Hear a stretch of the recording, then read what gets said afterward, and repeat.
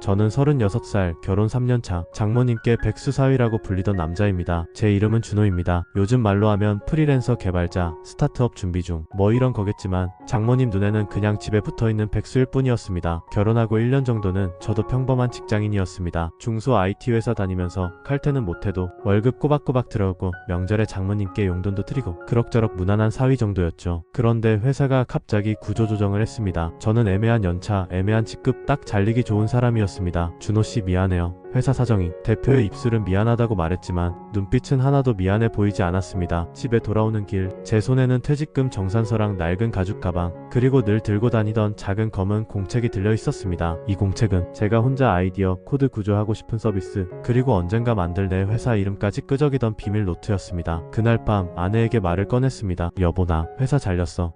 장난하지 말고 진짜야. 근데 저는 그 공책을 펴보였습니다. 나 이참에 이거 진짜 해볼까 해. 맨날 말만 하던 거 스타트업. 아내는 잠시 말이 없더니 한숨을 내쉬고는 웃으면서 말했습니다. 알았어. 당신 진지한 거 알아. 나도 한번 믿어볼게. 근데 엄마한테는 뭐라고 하지? 여기서부터 제 인생이 조금씩 비틀려가기 시작했습니다. 장모님은 일찍 남편을 여의고 혼자 딸 둘을 키워오셨습니다. 마트에서 캐셔로 청소일로 뭐든 닥치는 대로 하시면서요. 그래서였을까요? 남자는 벌어와야지. 이게 장모님의 입버릇이었습니다. 아내가 조심스럽게 말문을 열었습니다. 엄마, 준호 오빠 회사 구조조정 났대. 그래? 에휴, 요즘 세상이 그렇지 뭐. 그럼 다른데 알아봐야지.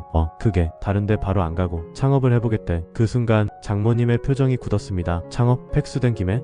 세상 참 쉽다. 엄마, 그런 말은. 야, 내 아버지 같으면 죽어도 그런 소리 못했어. 남자는 집에 돈을 들여와야 가족이지. 꿈같은 소리 하고 있네. 애는 언제 나올 거야? 그 백수 상태로. 저는 부엌 문틈 사이로 그 말을 다 듣고 있었습니다. 숟가락을 쥔 손에 힘이 들어갔지만 나가서 뭐라고 말할 용기는 없었습니다. 나 금방 뭔가 보여줄 수 있을 거야. 그때만 해도 저는 그렇게 믿고 있었거든요. 그 이후 제 하루는 일정했습니다. 아침에 일찍 일어나 아내 출근 준비를 같이 하고 장모님이 좋아하시는 미역국이나 된장찌개 끓이고 설거지하고 쓰레기 버리고 아내가 나가면 저는 낡은 노트북을 펼치고 작은 검은 공책을 옆에 두고 코드를 짰습니다. 어머니 커피 드세요. 그래. 근데 넌 또 그 컴퓨터야? 하루 종일 앉아만 있으면 허리 나간다. 예, 지금 서비스 구조 짜고 있어요. 앱 나오면 앱이 밥 먹여줘? 사람은 회사에 출근을 해야지. 시계 들고 도장 찍고 월급 받으라고 있는 거지. 요즘 것들은 다 편한 것만 찾는다니까. 장모님의 잔소리는 처음에는 그냥 잔소리 같았습니다. 날이 갈수록 그 말 끝에 백수라는 단어가 섞이기 전까지는요. 어느 날 장모님이 장롱 위에서 파란색 서류 봉투 하나를 꺼내셨습니다. 준호야, 너 컴퓨터 잘한다며. 이것 좀 봐라. 뭐예요? 너 이종 사촌이 소개해준 건데 상가 투자하는 건가 뭐라더라. 요즘은 노후 준비하려면 이 정도는 해야 한다고. 파란색 서류 봉투 안에는 상가 분양 계약서 초안이 들어있었습니다. 연 8% 확정 수익, 임대 보장, 위치 개발 호재 지역. 딱 봐도 요즘 뉴스에서 많이 보던 그런 류였습니다. 어머니, 이거 계약금 많이 들어가겠네요. 응, 내 퇴직금이랑 모아둔 돈 좀 합치면 돼. 기회라는 건 딱 한 번 오는 거라잖냐. 근데 이 회사 제가 한번 검색해볼게요. 요즘 이런 거 사기도 많아서. 제가 노트북을 가져오려는 순간 장모님이 봉투를 획 낚아채셨습니다. 야, 너는 아직 돈 한 푼 안 벌어오는 주제에 뭘 그렇게 아는 척이냐. 이거 내 이종 사촌이 소개해준 거야. 혈육이 사기를 치겠냐? 그게 아니라 진짜로 위험할 수도 있어서요. 계약서 내용이 좀 됐고 너는 내 게임이나 하지마. 컴퓨터 앞에 앉아서 뭐 하는지 나는 모르겠지만 돈이라도 들여와 봐라. 그럼 내가 말 한마디 안 한다. 그때 저는 잠깐 진짜로 화가 치밀었습니다. 게임? 내가 하루에 10시간씩 죽어라 짜는 코드가 게임이라고? 하지만 입에서는 이런 말밖에 안 나왔습니다. 그래도 어머니, 제가 나중에 다시 한 번만 꼼꼼히 볼게요. 그냥 놔두지 마시고요. 장모님은 콧방귀를 끼며 서류 봉투를 다시 장롱 위에 올려두셨습니다. 그 파란색 봉투, 그 안에 들어있는 계약서, 그리고 제가 그때 찍어둔 한 장의 사진이 나중에 모든 걸 뒤집어 놓게 될 줄은 저도 그땐 상상도 못했습니다. 시간은 생각보다 빠르게 그리고 잔인하게 흘렀습니다. 서비스 개발은 생각보다 오래 걸렸고 투자자 미팅은 생각보다 훨씬 어려웠습니다. 아이템은 괜찮은데 실적이 없네. 혼자 하는 거예요? 팀은 출시 후 유저 수가 어느 정도? 저는 항상 반쯤 완성된 데모를 들고 반쯤 비어있는 통장을 끌어안고 다녔습니다. 그리고 집에 돌아오면 저를 기다리는 건 따뜻한 팝상이 아니라 차가운 말들이었습니다. 오늘도 집에서 컴퓨터만 했냐? 네. 그래서 돈은? 오늘은 몇만 원 벌었냐? 장모님의 말투는 점점 더 노골적이었습니다. 어느 날은 장모님 친구분들이 집에 오셨습니다. 늦은 오후 부엌 쪽에서 이런 말이 들렸습니다. 사위가 IT 쪽이라면서? 에휴, 회사 때려치우고 창업한다네. 나는 그냥 백수라고 부른다. 백수. 요즘 남자들 그런 그런다더라. 집에서 컴퓨터만 두드리면서 자기 일한다고. 맞아. 우리 때는 상상도 못했지. 남자가 벌어와야지. 나는 딸이 너무 불쌍해 죽겠어. 저는 방에서 코드를 치다 말고 손을 멈췄습니다. 이어폰을 꽂고 음악을 틀었지만 이미 그 말은 제 귀 속 깊이 박혀버린 뒤였습니다. 백수. 웃으면서 하는 말이 아니었습니다. 한 인간을 평가절하하는 딱지 같은 단어였습니다. 그날 밤 제 작은 검은 공책 한 구석에 이런 글을 썼습니다. 언젠가 이 집에서 가장 무시받는 사람이 가장 먼저 이 집을 지켜줄 것이다. 몇 달 뒤 서비스는 간신히 첫 출시를 했습니다. 사용자는 몇백 명 수준, 서버비는 빠져나가고 수익은 거의 없었습니다. 하루는 작은 업체에서 연락이 왔습니다. 사장님, 여기 오후 카페인데요. 앱 기능 조금 수정 가능하세요? 네, 가능합니다. 저는 사장님이라는 말에 괜히 가슴이 두근거렸습니다. 작은 외주를 받아서 밤새 작업을 했고 겨우 30만 원을 벌었습니다. 너무 기뻐서 그날 밤은 치킨을 시켰습니다. 여보, 오늘은 내가 쏜다. 뭐 무슨 날이야? 나 오늘 돈 벌었어. 앱 기능 수정해주고 30만 원. 진짜? 대박. 둘이 웃으면서 치킨을 먹고 있는데 장모님이 방에서 나오셨습니다. 뭐야? 무슨 잔치야? 엄마, 준호 오빠가 돈 벌었대. 얼마나 벌었길래 치킨을 시켜? 한 달치 월급은 벌었냐? 저는 조금 쭈뼛거리면서 말했습니다.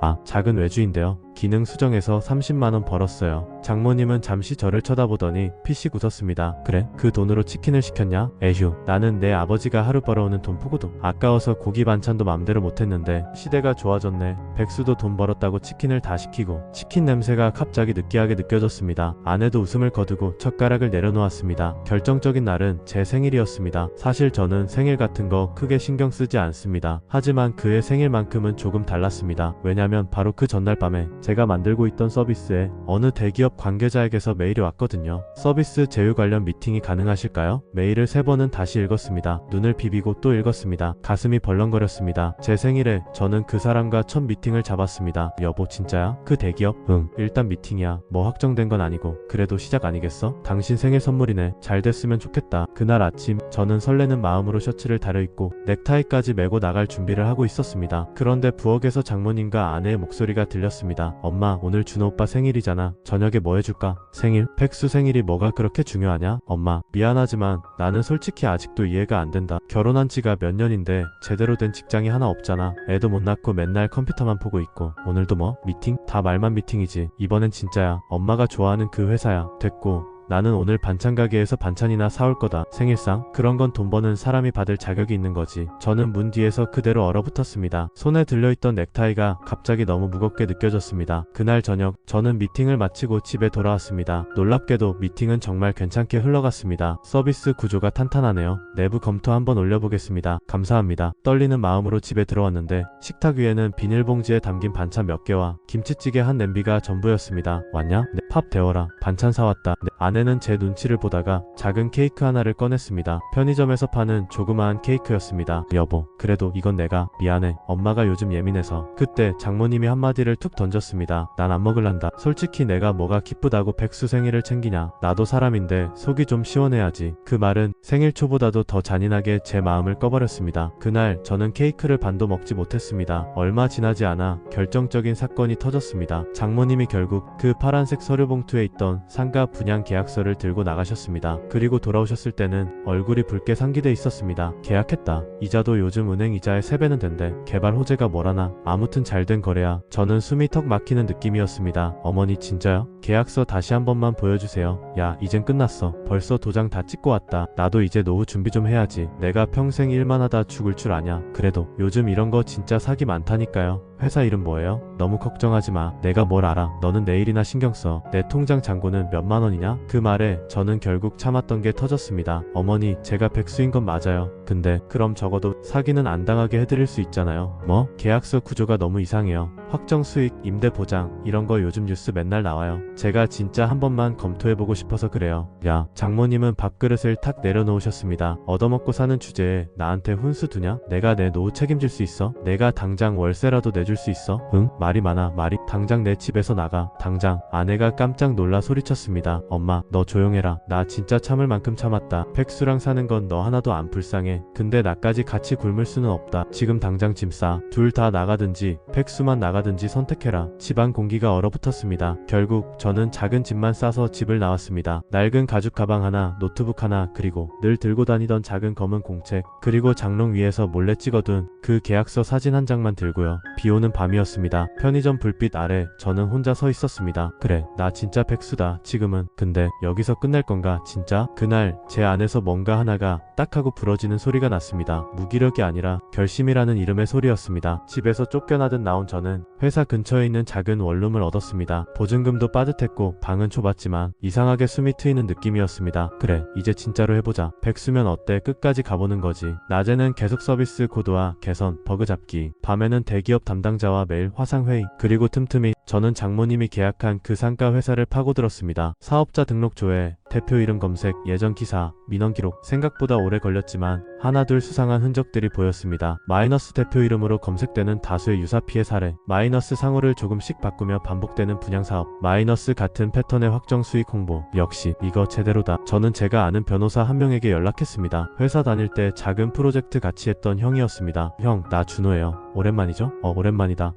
잘 지내냐? 형, 혹시 부동산 분양 사기 관련해서도 봐주실 수 있어요? 저는 상황을 자세히 설명했고 형은 잠시 조용히 듣고 있더니 말했습니다. 계약서 사진 좀 보내봐. 사진을 보내자마자 답장이 왔습니다. 이거 완전 전형적인 그거다. 장모님 큰일 나기 전에 증거 좀 모아두자. 나중에 문제 생기면 우리가 먼저 움직일 수 있게. 한편 제 서비스는 예상치 못한 속도로 일이 풀리기 시작했습니다. 대기업과의 첫 제휴는 작은 파일럿 프로젝트였지만 결과가 좋았습니다. 트래픽이 생각보다 잘 나오네요. 고객 반응도 나쁘지 않습니다. 그리고 결국 소액 투자가 결정됐습니다. 그날 저는 투자 계약서에 제 이름을 또박또박 적었습니다. 대표이사 강준호. 볼펜 끝이 떨렸습니다. 작은 검은 공책 첫 장에 적어두었던 회사 이름 블루플랜 BLUPLAN도 계약서에 찍혔습니다. 제가 예전부터 장난처럼 쓰던 이름이었습니다. 계약 축하드립니다, 강 대표님. 그 말을 듣는 순간 이상하게도 제일 먼저 떠오른 얼굴은 아내도 부모님도 아닌 장모님 얼굴이었습니다. 백수생일은 축하할 게 없다고 했지. 한 달쯤 지났을까요? 아내에게서 전화가 왔습니다. 여보. 목소리가 떨렸습니다. 왜? 무슨 일 있어? 엄마가 이상해. 왜? 상가 분양하던 회사 있잖아. 거기가 갑자기 연락이 안 된대. 예상했던 일이었습니다. 임대 수익 입금된다고 했는데 첫 달부터 미룬대. 사무실에 찾아가 봤더니 간판이 바뀌어 있고 경찰서에 가야 하나 봐. 아내의 말은 중간중간 끊어졌습니다. 엄마, 요즘 죽는 소리야. 집도 담보로 잡혀 있어서 잘못하면 집까지 날아간대. 순간 머리가 하얘지는 동시에 묘하게 차가워졌습니다. 왔다. 제가 준비하던 폭풍의 순간이었습니다. 우리 경찰서 가자. 경찰서? 그래. 그리고 형한테도 연락해볼게. 변호사 형 있잖아. 이미 계약서 분석 다 해놨어.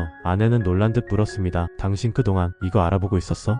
나도 백수라고 무시만 당한 건 아니니까. 드디어 그날이 왔습니다. 장모님, 아내 그리고 저는 경찰서 경제범죄수사팀 앞에 서 있었습니다. 장모님의 얼굴은 새하얗게 질려 있었습니다. 제가 바보였죠. 내가 뭘 안다고. 아이고 내 노후야. 장모님의 손은 떨리고 있었습니다. 그 손을 저는 조심스럽게 잡았습니다. 일단 들어가 보시죠. 어머니. 수사관은 무덤덤하게 말했습니다. 요즘 이런 사건 많습니다. 이미 다른 피해자들도 신고 접수돼 있고요. 계약서랑 자료 제출해 주시면 수사 들어갑니다. 그때 문이 열리며 한 남자가 들어왔습니다. 아, 변호사님 오셨네요. 제가 예전에 말씀드렸던 그 형이었습니다. 준호야. 형, 와줘서 고마워요. 장모님이 의아한 얼굴로 제 쪽을 보셨습니다. 너 변호사를 어떻게? 예전에 같이 일하던 형이에요. 어머니. 변호사 형이 장모님께 인사를 했습니다. 안녕하세요, 어머님. 준호가 미리 상황 설명을 해줘서요. 계약서 구조 제가 어느 정도 검토를 했습니다. 수사관이 물었습니다. 준호 씨가 뭘 좀 아시나 보네요. 아, 이 친구 플랫폼 서비스 회사 대표입니다. 계약 구조 보는 눈이 좀 있어요. 그 말이 떨어지는 순간 장모님의 눈이 동그래졌습니다. 뭐라고요? 형은 아무렇지 않게 말을 이었습니다. 이 계약서 제가 보기엔 전형적인 수익 보장형 분양 사기 패턴이에요. 준호가 보내준 사진 보고 비슷한 판례랑 자료 몇 개 준비해 왔습니다. 형은 가방에서 두꺼운 서류 뭉치를 꺼내 수사관에게 건넸습니다. 여기 비슷한 구조의 사기 사건들 판결문 정리해둔 겁니다. 이 회사 대표 예전에 다른 상으로도 비슷한 짓 한 적 있더라고요. 수사관이 서류를 넘기다가 제게 물었습니다. 이 자료들 다 직접 모으신 거예요? 네. 어머니가 계약하기 전에 한번 의심이 들어서요. 그래서 계약서 사진도 미리 찍어뒀고요. 장모님이 그제야 저를 바라봤습니다. 내가 그걸? 저는 조용히 웃었습니다. 어머니가 그때 계약서 잘 보여주진 않으셔서 제가 그냥 몰래 사진만 찍어뒀어요.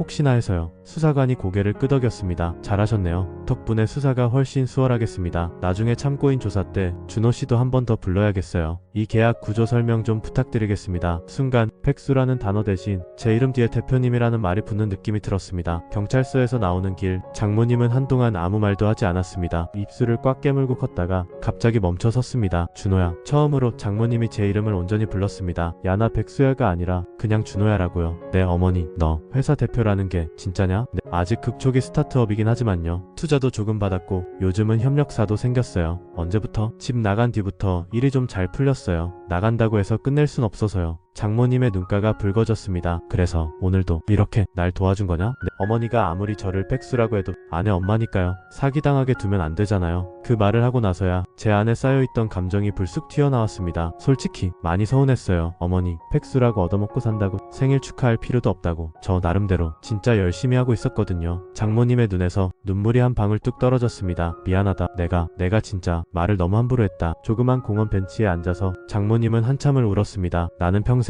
돈이 전부인 줄 알고 살았다. 돈 없으면 사람도 아니고 돈 벌어오는 사람이 제일 대단한 줄 알았다. 그래서 내가 집에서 컴퓨터만 잡고 있는 게 너무 화가 났다. 근데 너는 나 몰래 나 살리려고 자료 모으고 변호사까지 데리고. 장모님은 손등으로 눈물을 훔치고는 제 손을 꼭 잡았습니다. 준호야, 나 다시 기회 줄 수 있냐? 저는 잠시 장모님의 손을 바라보았습니다. 거칠고 굳은 살 박힌 손, 평생 일을 놓지 못했던 사람의 손이었습니다. 어머니도 처음이라서 그런 거잖아요. 팩수랑 살아보는 거. 저는 일부러 농담처럼 말했습니다. 장모님이 울면서 웃었습니다. 이제 팩수라고 안 할게. 아니 앞으로는 내가 뭘 하든 먼저 들어볼게. 사람을 통장 잔고로만 보진 않을게. 그날 밤 저는 오랜만에 작은 검은 공책을 다시 펼쳤습니다. 그리고 이렇게 적었습니다. 오늘 드디어 백수 사위가 아니라 우리 사위가 되었다. 몇 달 뒤 장모님이 당했던 분양 사기 사건은 다른 피해자들과 함께 수사선상에 올라갔고 집까지 날릴 위기는 가까스로 막을 수 있었습니다. 전액을 다 돌려받지는 못했지만 최소한 집은 지킬 수 있었습니다. 그 과정에서 제가 모아놨던 자료와 변호사 형의 도움, 그리고 경찰서에서의 참고인 진술이 큰 역할을 했습니다. 장모님은 그 뒤로 동네 어르신들 모임만 가면 이렇게 말하셨다고 합니다. 요즘 사기 많아요. 계약서 무조건 전문가랑 한 번은 꼭 보셔야 돼요. 나는 우리 사위한테 맡긴다니까. 예전 같으면 우리 사위 팩수야 라고 말했을 장모님 입에서 이제는 우리 사위 IT 쪽 대표야 라는 말이 나왔습니다. 처음엔 좀 오글거렸지만 나쁘진 않았습니다. 아 그리고요, 그 파란색 서류 봉투 기억하시나요? 나중에 제가 만든 서비스 회사 이름이 블루플랜BLUPLAN이라니까 장모님이 이렇게 말하더군요. 그때부터 복선이었네. 파란색 봉투가. 나 파란색만 보면 이제 내 생각난다. 저는 웃으면서 대답했습니다. 그러니까 다음에 파란색 봉투 받으면 바로 저한테 가져와서 보여주세요. 이번엔 사기 아니고 진짜 투자 기회일 수도 있으니까요. 우리는 같이 웃었습니다. 그 웃음 속에는 서로에 대한 오해와 상처가 조금씩 녹아내린 흔적이 들어있었죠. 이제 이 이야기를 듣고 계신 여러분께 묻고 싶습니다. 백수라 무시하던 사위의 정체는 결국 가족을 지켜낸 작은 스타트업 대표, 그리고 장모님의 노후를 지켜준 사람이었습니다. 처음부터 제가 대표라는 걸 알았다면 장모님의 태도는 달라졌을까요? 아니면 백수든 대표든 상관없이 한 사람을 있는 그대로 봐줄 수 있었을까요? 여러분이라면 어떻게 하셨을까요? 여러분 주변에 있는 백수 같은 사람, 혹시 눈에 보이지 않는 곳에서 여러분을 위해 혹은 자기 인생을 위해 조용히 싸우고 있는 사람일지도 모릅니다. 여러분이라면 그 사람에게 어떤 말을 건네고 싶으신가요? 이야기를 들어주셔서 감사합니다.